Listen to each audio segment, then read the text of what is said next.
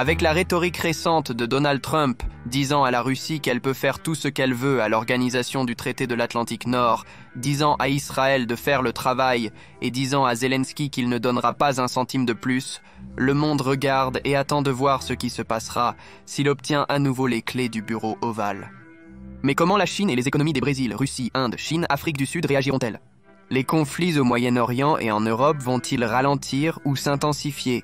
Et surtout, cela pourrait-il être un tournant dans l'histoire de la Terre?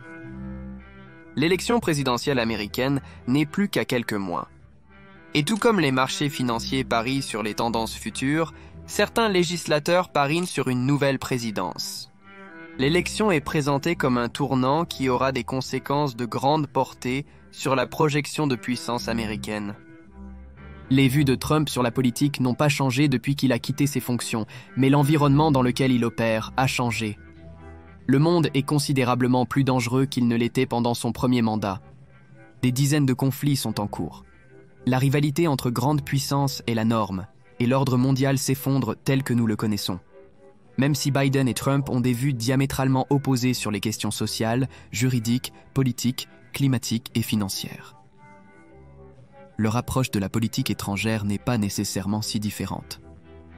Néanmoins, les nations à travers le globe se préparent à l'arrivée d'une seconde présidence Trump. Et les gouvernements font ce que font les gouvernements. Ils préparent des plans de contingence. L'Ukraine, Taïwan et Israël sont les plus à gagner ou à perdre. Les alliés seront traités avec des tarifs, la politique transactionnelle sera coutumière et les hostiles seront traités de manière brutale. Chaque fois, sans exception, lorsque la Maison-Blanche subit une transformation, la politique étrangère des États-Unis s'interrompt et se poursuit en même temps. La plupart des divergences entre Biden et Trump seront limitées à la rhétorique. Cependant, les mots portent le poids du monde. Ils peuvent mettre fin à une guerre ou déclencher une révolution.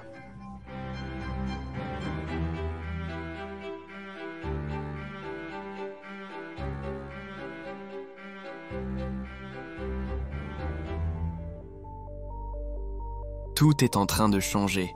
Politique, économie et principalement technologie. La communauté mondiale a connu des jours meilleurs. Les conflits armés se sont multipliés, dépassant désormais les 50 selon l'Institut de recherche pour la paix d'Oslo, ce qui représente le plus haut niveau d'hostilité depuis 1946. Il y a des conflits en Europe, en Afrique, au Moyen-Orient et dans certaines parties de l'Asie. Cela empire. L'implication américaine ou son absence est en partie à blâmer. Mais pas de la manière que vous pensez. Dans de nombreux endroits, les conflits font rage et les négociations diplomatiques sont gelées précisément à cause de l'élection présidentielle américaine. Si Trump remportait la course de 2024, il serait investi en janvier 2025, soit presque un an à partir de maintenant. C'est un délai trop court pour que Biden prenne des engagements contraignants. En conséquence, les partenaires et homologues internationaux ont pratiquement suspendu les relations diplomatiques avec les États-Unis. En effet, Trump a déjà sapé la crédibilité et l'influence de Biden sur les événements mondiaux. Cela pourrait donc être considéré comme le premier impact de Trump sur la politique internationale. Et il n'est même pas encore en fonction. Si Trump est élu, son second mandat serait différent du premier, car le monde est plus hostile qu'auparavant. Dans l'ensemble, Trump a proposé un tarif universel, qui déchirerait le régime commercial international existant en taxant unilatéralement toutes les importations vers les États-Unis. Même ainsi, certains attendent avec impatience le retour de Trump.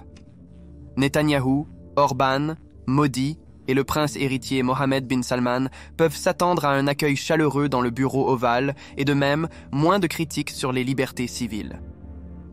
Trump respecte les traditions politiques vénérables comme les relations personnelles et les négociations en tête-à-tête. Cela dit, il existe des garde-fous en place qui freinent les changements dramatiques soudains. Par exemple, pendant son premier mandat, Trump et beaucoup de ses membres seniors et alliés sur Capitol Hill avaient des points de vue politiques traditionnels. Mais lorsque Trump exprimait des considérations radicales, ses mêmes alliés le persuadèrent souvent de s'en tenir à la manière conventionnelle de faire les choses. C'est ce qui s'est passé dans des endroits comme la Syrie, l'Afghanistan et ainsi de suite. Donc, peu importe qui dirige le bureau exécutif, la machine qu'est le service civil freinera toujours les pires impulsions. Si le flambeau passe à Trump, la plupart des alliés de l'Amérique en Europe peuvent s'attendre à un traitement sans sentimentalité. Trump les voit ouvertement comme des profiteurs, et franchement, ils le sont. Mais c'est le prix à payer pour être une superpuissance. Dans l'ensemble, les membres européens de l'Organisation du Traité de l'Atlantique Nord ont un énorme potentiel de puissance latent. Ils ont une main-d'œuvre plus importante, un vivier de main-d'œuvre et une économie combinée qui est environ 10 fois plus grande que celle de la Russie. Certaines des grandes puissances européennes ont également des industries d'armement sophistiquées capables de produire des armes exceptionnelles. Les membres européens de l'Organisation du Traité de l'Atlantique Nord dépensent également 3 fois plus en défense que la Russie chaque année. Pris ensemble, l'Europe a plus qu'assez de pouvoir latent pour dissuader ou même vaincre la Russie. Trump veut exploiter ce potentiel massif. Toutefois, la vision européenne diffère en matière de sécurité. En conséquence, l'Organisation du Traité de l'Atlantique Nord est incapable de mettre en place une politique de défense européenne durable. Pour les pays baltes, la Russie est un danger imminent. Pour l'Espagne ou l'Italie, l'immigration illégale est la principale menace, tandis que la Russie n'est qu'un problème lointain. Il faut beaucoup de persuasion diplomatique pour amener l'Espagne à aider la Lettonie. Et donc, les Européens ont tendance à se replier sur l'oncle Sam pour la défense. Pire encore, selon Trump, de nombreux États européens ont un déséquilibre commercial avec l'Amérique ou dépensent trop peu pour leurs forces armées. Ce sont des arguments que Trump a souvent avancés lors de sa première présidence et qu'il risque de faire à nouveau. L'examen pourrait devenir inconfortable. De nombreux alliés de l'Amérique dépensent moins de 2% de leur produit intérieur brut pour la défense. Cela va faire hausser les sourcils de Trump, surtout que la guerre en Ukraine bat toujours son plein. Lors d'un rassemblement de campagne, Trump a déclaré qu'en tant que président, il laisserait la Russie faire tout ce qu'elle veut à n'importe quel membre de l'Organisation du Traité de l'Atlantique Nord qui ne respecterait pas l'exigence de dépenses de défense. Certes, certains pays ont renversé la situation. La Pologne a passé d'énormes commandes de chars, de jets et de missiles valant des milliards de dollars. La Turquie met en place des usines au Texas pour stimuler la production de stocks de munitions critiques, en particulier des obus d'artillerie de 155 mm. Pendant ce temps, l'Allemagne a créé un fonds militaire spécial de 100 milliards d'euros pour réformer et recalibrer ses capacités. Ces décisions stratégiques seront probablement utilisées comme argument lors des négociations des alliés avec Trump. Cependant, ce sont des exceptions. La majorité de l'Europe ne semble pas capable de se ressaisir. Les dépenses de défense sont juste une réflexion après coup. Si Trump met en œuvre son avertissement et que l'Amérique abandonne les alliés qui perdent trop peu, cela nuira à la crédibilité de l'article 5 pour la défense collective. À son tour, cela minerait l'existence même de l'Organisation du Traité de l'Atlantique Nord. Quoi qu'il en soit, les membres de l'Organisation du Traité de l'Atlantique Nord qui ont fait trop peu ressentiront la pression. Au pire, Trump pourrait essayer de sortir les États-Unis de l'Organisation du Traité de l'Atlantique Nord, bien qu'une telle démarche rencontrerait une énorme résistance de la part des fonctionnaires de l'établissement de la politique étrangère et de défense. Malgré tout, alors que de nombreuses nations retiennent leur souffle dans l'attente, aucune n'est plus anxieuse que l'Ukraine, Israël et Taïwan. Ce sont les zones de conflit où l'Amérique a regroupé des ressources militaires et a pris des engagements politiques. En Ukraine, la situation ne pourrait pas être plus critique. L'administration Biden a été totalement impliquée en Ukraine depuis le début de la guerre. Récemment, cependant, les combats sur le terrain se sont figés dans une guerre de tranchées. L'Ukraine manque particulièrement de munitions. L'Union européenne a récemment approuvé 50 milliards d'euros de soutien pour l'Ukraine, mais l'effort de guerre repose principalement sur l'Amérique. D'un point de vue purement quantifiable, le soutien américain à l'Ukraine est une excellente affaire.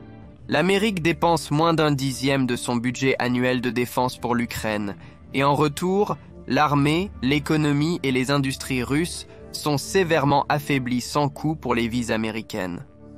De plus, la plupart de l'argent dépensé pour les armements de l'armée ukrainienne reste sur le sol américain. Cependant, Trump ne le voit pas nécessairement de cette façon.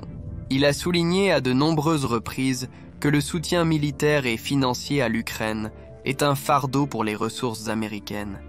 Et il se vante fréquemment qu'il pourrait résoudre le conflit en moins de 24 heures.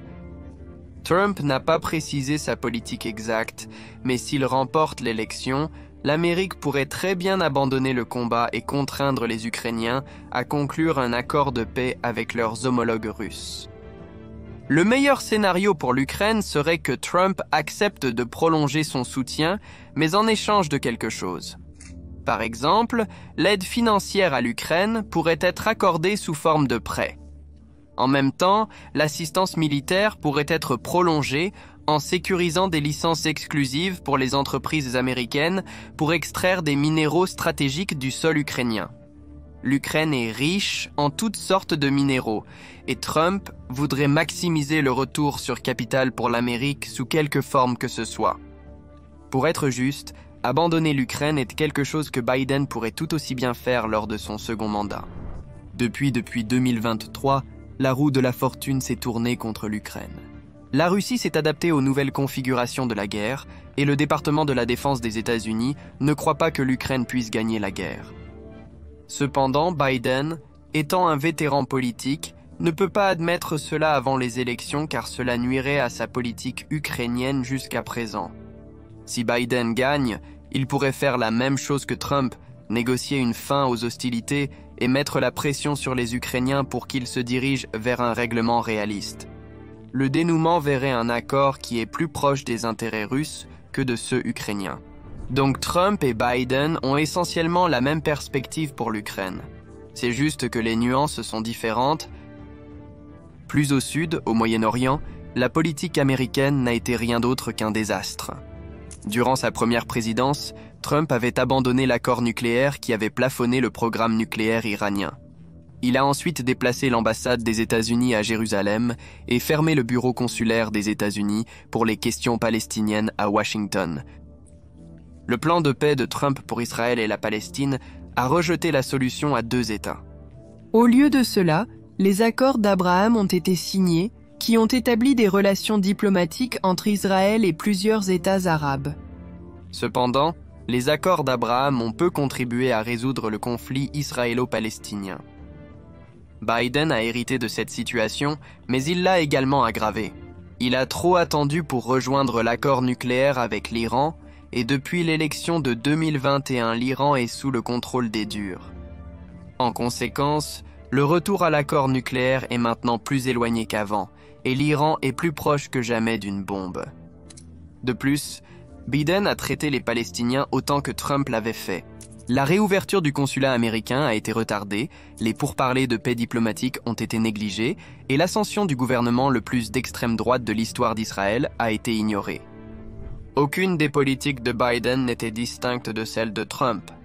Biden peut promettre de relancer les pourparlers de paix israélo-palestiniens, mais le résultat ne sera pas différent des efforts précédents de l'Amérique.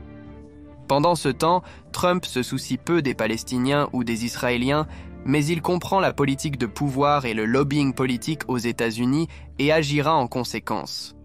Il n'est pas surprenant que ce soit Biden ou Trump, Israël puisse s'attendre à un soutien ininterrompu de l'Amérique. La seule différence est la rhétorique. Netanyahou s'entendait mieux avec Trump et, par conséquent, une touche populiste dominera probablement les gros titres. Dans toute la région, les conflits par procuration de l'Iran, y compris le Hezbollah, le Hamas, les Houthis et d'autres actifs en Syrie et en Irak, continueront, voire augmenteront en portée et en volatilité. Pendant son premier mandat, Trump a mis en place des sanctions de pression maximale sur l'Iran et a assassiné Soleimani, un commandant clé qui a façonné la guerre par procuration de l'Iran en périphérie. Les précédents dossiers de Trump montrent qu'il est plus disposé à augmenter les enjeux dans ses négociations avec l'Iran. Contrairement à Biden, Trump pourrait riposter avec une force létale contre l'Iran s'il visait du personnel américain. Pendant ce temps, en Arabie Saoudite, avec Trump au pouvoir, un accord israélo-saoudien aura de meilleures chances de réussir. Biden a misé sur les accords d'Abraham et Trump est susceptible de continuer cette politique. Cela aide que Trump ait une opinion favorable du prince héritier saoudien et dirigeant de facto Mohammed bin Salman. Pour conclure l'accord, Trump pourrait étendre les garanties de sécurité aux Saoudiens ainsi qu'un généreux lot d'armement en échange de la normalisation de l'Arabie saoudite avec Israël. De manière générale, cependant, Trump se retirerait probablement du Moyen-Orient. Son administration n'aurait aucun intérêt à fournir la sécurité américaine pour la région, encore moins pour le monde. Cela signifie plus de marines américaines à la rescousse lorsque le transport international est attaqué. De plus, de l'autre côté du globe, Taïwan a des réserves sur le retour de Trump. Durant son premier mandat, Trump a clairement indiqué qu'il en avait assez des profiteurs. Taïwan est un de ces États. Entre janvier et novembre 2023, Taïwan a enregistré un excédent commercial avec l'Amérique, représentant 45 milliards de dollars. C'est une fortune considérable compte tenu de la taille du pays. Pire encore, Taïwan ne dépense pas autant qu'elle le devrait en défense, bien qu'elle ait augmenté les dépenses militaires à 2,5% du produit intérieur brut. C'est une somme dérisoire compte tenu de la menace existentielle qui émane de l'autre côté de la mer. Par conséquent, Trump pourrait se demander si les Américains devraient mourir pour la cause taïwanaise ou si le pays vaut la peine de financer la défense américaine. L'indifférence de Trump à l'égard de Taïwan est une faille que la Chine pourrait exploiter et une guerre totale deviendrait plus probable. L'année dernière, le ministre des Affaires étrangères de Taïwan a averti qu'un conflit avec la Chine était possible dès 2027 et des responsables américains ont dit autant il y a quelques années. Pendant ce temps, sur le front économique, aucun changement fondamental n'est à prévoir. Pendant son premier mandat, Trump a rompu avec la politique économique et a lancé une guerre commerciale avec la Chine. Plus tard, Biden a affiné cette politique et l'a renforcée. Si Trump retourne à la Maison-Blanche, il continuera simplement là où il s'était arrêté. Biden et Trump identifient tous deux la Chine comme le principal rival de l'Amérique dans la course à la suprématie mondiale. Cependant, Trump pourrait intensifier la concurrence économique avec la Chine et se concentrer sur la réduction du déficit commercial bilatéral. Il chercherait également à rectifier certaines chaînes d'approvisionnement critiques afin que l'Amérique ne dépende pas autant de la Chine. En somme, Trump risque d'adopter une attitude plus dure et sa rhétorique pourrait cibler certains des alliés de l'Amérique en Asie pour leur manque de dépenses de défense. Avec Trump au pouvoir, des alliés tels que le Japon, la Corée du Sud et les Philippines devraient faire face à un États-Unis plus transactionnel. Cependant, dans l'ensemble, Trump et Biden sont plus semblables qu'ils ne veulent l'admettre. Les deux ont besoin de leurs alliés asiatiques s'ils veulent contrer la Chine. Dans l'ensemble, le monde est maintenant plus peuplé et plus hostile que pendant le premier mandat de Trump. La projection de puissance et les ressources américaines doivent être utilisées de manière sélective. Défendre tout, c'est ne défendre rien. Certains champs de bataille en Afrique et en Asie pourraient simplement ne pas valoir la peine de se battre. Cependant, Trump ne peut pas complètement négliger les problèmes mondiaux. Le chaos crée des opportunités pour quiconque est capable et disposé à l'exploiter. Le commerce international est en train d'être réorienté, le flux de pétrole est en train d'être réorganisé et des alternatives émergent contre le dollar américain. L'Organisation des Nations Unies est en déclin et est devenue obsolète en tant que plateforme pour la prévention des conflits. Une présidence Trump verra le déclin continu du droit international. Tout, du commerce et du climat aux droits de l'homme, va s'aggraver. D'un autre côté, une grande partie de cette décadence se produirait également lors du second mandat de Biden. Ce sont des tendances géopolitiques qui surpassent les pouvoirs exécutifs. Et que la Maison-Blanche mette des rideaux bleus ou rouges ne fait aucune différence. La vue restera la même. J'ai été votre hôte Shirvan de Caspian Report, donc si vous n'êtes pas encore abonné, c'est le bon moment pour le faire. N'oubliez pas de cliquer sur l'icône de la cloche, sinon vous manquerez toujours notre dernier contenu. Merci d'avoir regardé et Sagal.